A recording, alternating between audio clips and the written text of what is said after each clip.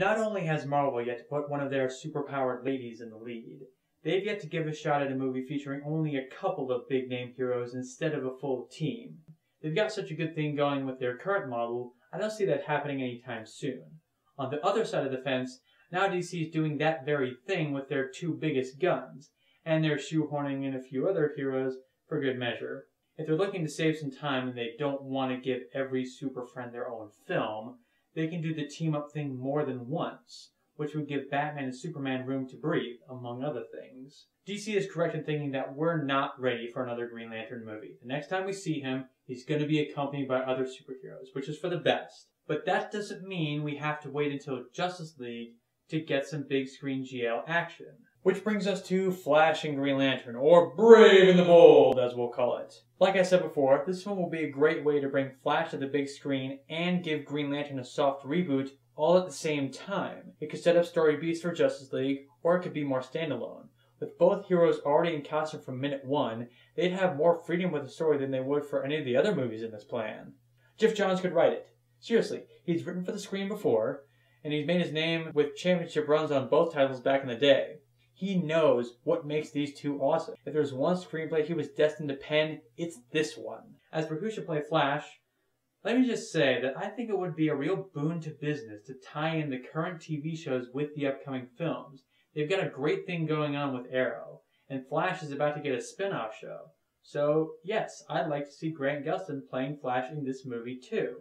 He'll be a breakout TV star by the time it comes around. In a sense, Brave the Bold could be the project that links the movies to the TV shows. That could be really exciting.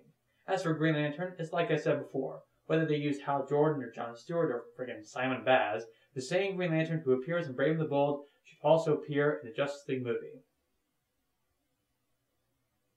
However, suppose you had Hal Jordan in the movie and he's already a Green Lantern, but you also had John Stewart, like in a supporting role.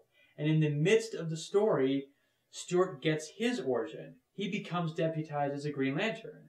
That way, you can send Stewart off to Justice League to give it that much sought-after diversity fix, freeing up Hal to move on to the Green Lantern sequel/reboot where the conflict with Sinestro that we've all been waiting for can finally happen. On a side note, let's talk about that costume. I definitely get the appeal of a uniform that could only be achieved with expensive special effects, but the final result looked kinda disgusting. Pretty pleased with Sugar on top. Give the actor something solid to wear on set that isn't eating up the budget with him just standing there. Especially the mask. Maybe some CG fine-tuning to remove the seams here and there. When he flies in action, the green parts of his costume could kind of glow while the symbol shines nice and bright like Iron Man's arc reactor. Something like that would be cool. Just my 2 cents in the matter. As for the director of this particular sideshow, well, take your pick.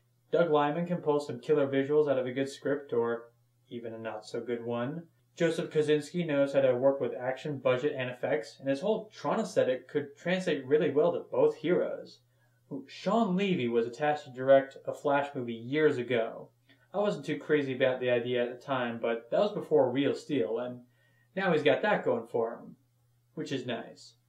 There's Louis Leterrier.